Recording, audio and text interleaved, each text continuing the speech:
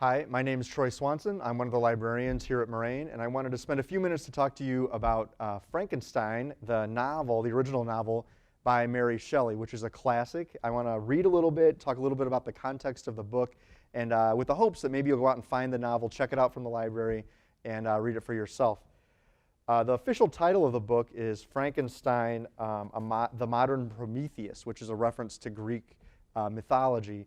The author, Mary Shelley, was actually around 18 years old when the book came out. She was born in 1897.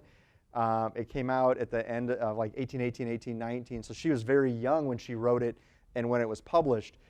It's amazing that this book is almost 200 years old, but still very relevant to us today, dealing with issues of science, dealing with issues of what's the meaning of life, purpose of life, relationships of family, things like that.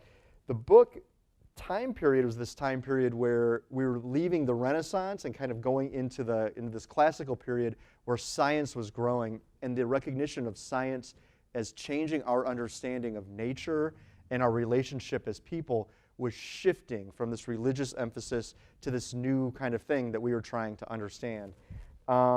It came out of a contest, actually, that she had when she was traveling across Europe with Lord Byron, John William Polidori, and Claire Claremont.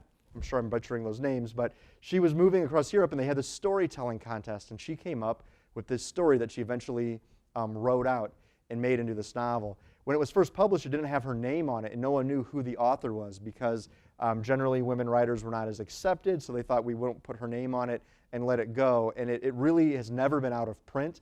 It's been in theaters, it's been done as movies, and it's been changed quite a bit. So it's one of these books where the idea of Frankenstein, the scientist, and then the monster, and that's an important thing, is that the scientist's name is Frankenstein, and the monster is always just called the monster, really is never given a name. Those two characters have lived on outside of the novel.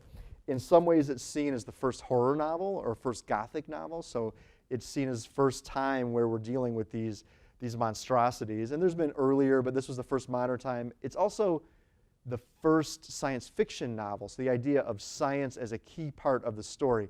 So if you consider all of science fiction in Western literature, and you consider all of the horror movies that we see today, from The Walking Dead all the way through Dracula films, this novel is a starting point for almost all of that. All of this can be traced back to this one young writer who had this vision. The themes in this book deal with the monster almost as a child, and a child abandoned, a child without a mother, and with a father who created this monster, this child, but left the child behind as this monstrosity. And the relationship of responsibility. Does the doctor, does the scientist have responsibility for his creation? How does the creation live on beyond the control of the scientist? And what is that interplay? So throughout, the monster tries to seek human companionship and is spurned because the monster is seen as so ugly and so difficult to be around that the monster never really finds a home. And so the monster lives this life of loneliness, and eventually the scientist, Dr. Frankenstein, decides that he needs to stop the monster and kind of tries to hunt down the monster, and that becomes the nature of the book. The monster and Dr. Frankenstein have these battles, and it grows. But there's a point that I wanted to read, just a couple paragraphs, where the monster confronts the scientist, and the monster calls on the scientist to say, take responsibility for what you have done, and requests that he make another monster that's a female so that he can have a companion. And he says, I'll leave all humans alone if you just make a bride for me that we can live on our own and be away from all of humans. And the doctor has a choice to make.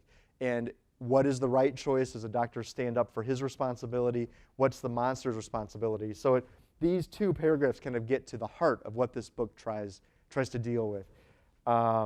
So I'm going to read just a couple paragraphs if you bear with me.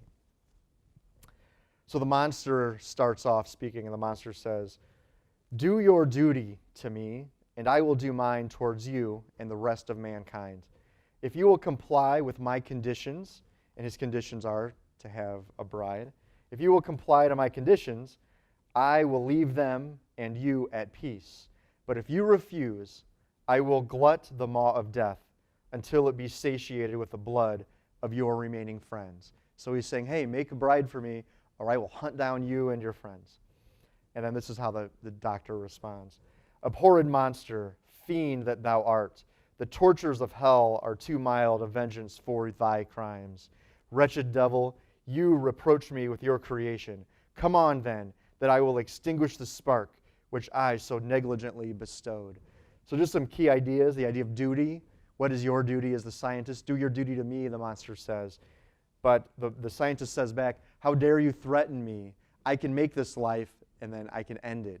And that's just a key moment, and the rest of the book continues on. I won't give away the ending. I encourage you to come to the library, check out a copy, or you can find copies on the internet or buy your own copy. It really is an amazing book and a very accessible book considering that it's 200 years old. So thank you.